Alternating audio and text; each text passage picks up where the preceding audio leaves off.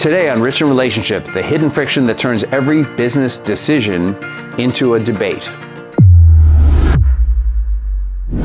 Every couple I work with says the same thing. We just need to communicate better. And I get it. That's what it feels like, but that's not what's happening. I work with couples often who run businesses together, and by the time they get to me, they've already had the conversation. A lot of the conversation. They've had the talk it through conversation. They've had the try to be patient conversation. They've tried to meet in the middle. They've had pretty much every conversation you can imagine, and somehow they keep ending up in the same place, the same decision, turning into the same debate. Not because you disagree, but because something underneath the decision is never actually getting resolved. You talk about it and you talk about it and you talk about it, but it never gets resolved.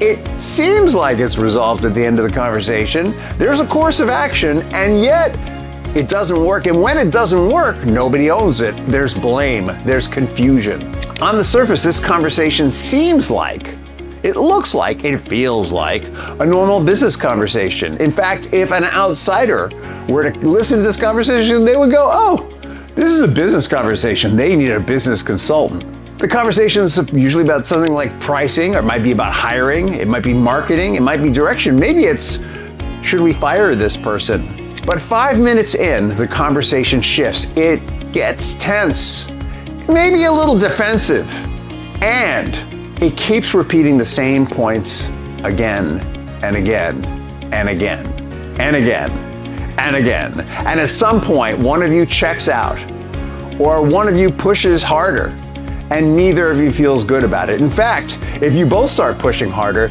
you might not want to have a conversation like this again. And that means the next time that a business decision needs to be made, you won't even be talking about it, which is really not unusual. You know what I say when I'm in a network meeting about what I do, I say, hey, I'm Rich Heller, and I say solopreneurs, the buck stops with them, but in a partnership, there's often confusion about where the buck stops, and as a result, there's dollars slipping between the cracks in partnerships and family businesses. That's exactly what happens here. It's either the same conversation over and over, or completely avoiding the conversation altogether, and either way, the problems aren't being solved. And when you have that conversation, you walk away thinking, why is this so hard? I mean, if I were working in a corporation, would it be this hard? Well, here's why. You're trying to make a business decision inside of an undefined partnership structure. Oh, there's some definition there, but not enough to make the decision. Not to make the decision in a way that's whole and complete. Not to make the decision in a way that keeps the buck from slipping between the cracks. That's the whole thing. And if you don't catch that, you're trying to fix the conversation, when the problem isn't the conversation, it's the structure underneath it. What I see all the time is this: couples think they're arguing about a decision, but they're actually arguing about things like, who's really responsible for this? Who really owns this area of the business? Who gets the final say? I feel like I should get the final say, but I don't want to say it because that might start a conflict. What happens if we have a conflict? What happens if we disagree? Maybe we should just be really careful. And who's carrying the risk? If this goes wrong, who's going to get blamed? Let's say you make a decision that you know is right based on what you've been seeing, and you get to the other side of it, and it turns out to be a mistake. Are you going to take the heat for it? Or are you going to say, no, I made this decision based on what I'm seeing all the time?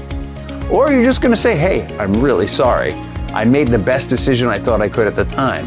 Well, none of that is being said directly, and it's all there. It's driving the conversation. Unconsciously, these are the concerns that are driving that conversation, the one you think is a communication problem. And here's why it keeps repeating over and over. Because you think, we already talked about this. No, you didn't. You talked about the topic. You never resolved the structure underneath it. Let's make this real. I worked with a couple recently, and every conversation about hiring turned into a debate. Same pattern every time. One of them wanted to hire fast. They wanted to hire fast so somebody else could take responsibility. The other one wanted to be cautious. They weren't interested in spending money right away. They go back and forth, cost, timing, risk, capacity, and nothing would move. From the outside, it sounded like, it looked like a disagreement about hiring. It might even feel like it is a disagreement about hiring, but underneath, something else was actually happening. Underneath was the bad experiences they'd had in the past. Underneath was the fears. Underneath was the old hurts that hadn't been talked about. They had never defined who owns the hiring decisions. In fact, they were afraid to define who owns the hiring decisions. Because if somebody actually owned it and a mistake was made, they'd take the heat. So every time it came up, they were renegotiating authority in real time. And let me tell you that when you're a solopreneur, there's no one to renegotiate with. The beauty of partnerships is people with different strengths step in and work together, and there's an incredible synergy that can happen.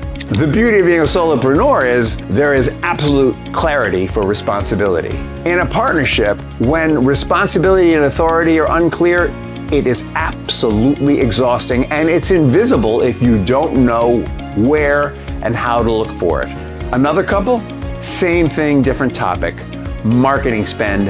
They had talked it through every week. Same conversation, same tension, because one of them saw it as an investment, right? We spend money on marketing. Marketing brings in new people. New people is new sales. We grow.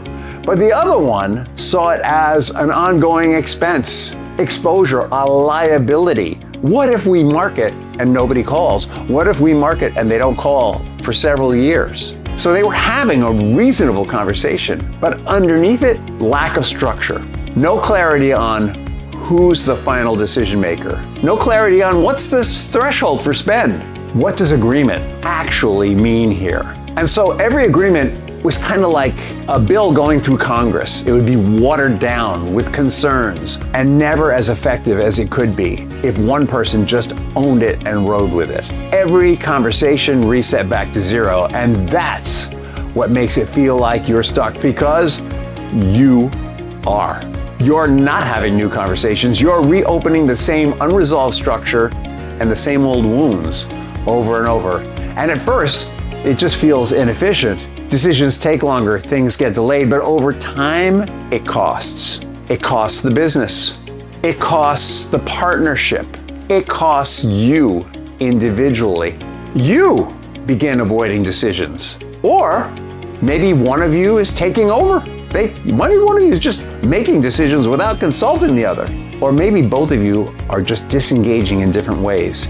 And now business is slowing down and the relationship starts carrying the tension. Yeah, that's right. The relationship is carrying the business tension, and it's not just carrying it at work.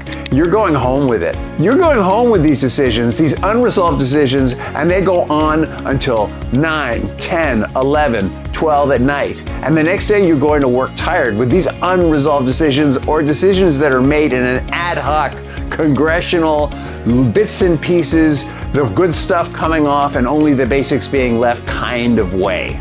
This is where couples say, we're working all the time, but it feels like we're getting nowhere. We work when we're at work, we work when we're at home. We never get time to be together. There's no time. Well, that's not a strategy problem. That's friction in how you're operating together. And I've seen this enough times in my own work and across the couples I've worked with to know.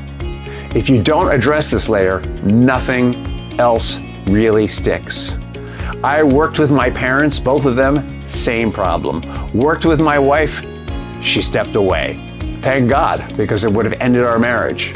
You can change the strategy, you can improve communication, you can even bring in advisors. But if the structure underneath is undefined, you'll create the same friction in a new form. You know, there are family therapists out there who will work with business couples and not help them with the business structure. There are business consultants who will work on the business structure but not help the partners to figure out who's responsible. You need to address both.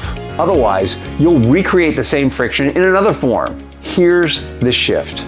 Stop trying to solve the decision. Start defining how decisions get made, who's gonna own it, and what's gonna happen when they inevitably drop the ball. And I didn't say fail. And I didn't say a fail because when businesses don't succeed at something, it's a lesson. It's only a fail if you go out of business. Then the business has failed, you haven't. When you drop the ball in business, it's an opportunity to learn and do something new and different. When you separate the business system from the partnership relationship system, everything gets simpler. Right now, most couples are blending the two. Business decisions have become emotional, they've become personal, they've become loaded. I know partnerships where they're not married and they have this problem because as human beings, we tend to bring our stuff to work with us. And we do tend to bring our stuff home from work. Instead of clear, structured, and executable decisions, they're emotional. You don't need more communication. You don't need better communication. You need structure. Start with a few simple questions.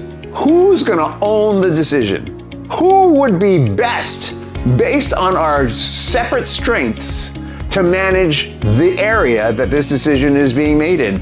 Where do you actually need agreement and where don't you? If you lean into your strengths and allow your partner to lean into theirs, do you really need to make every decision together? And when you do disagree, how are you going to handle it? Are you going to avoid disagreement? Are you going to take names, kick butt fight? Or are you going to disagree creatively? When these things aren't defined, you're not really running a business. You're negotiating a relationship inside of every decision. And here's the part most people don't want to hear. The debate isn't the problem. The debate is the symptom. The real issue is this: you're trying to operate as equal partners without a defined structure for how that actually works. Until you fix that, every decision will feel heavier than it should. It'll feel harder than it should. You may avoid decisions until you fix it. So if your decisions feel harder than they should, don't fix the conversation. Fix the structure underneath it. That's where everything changes.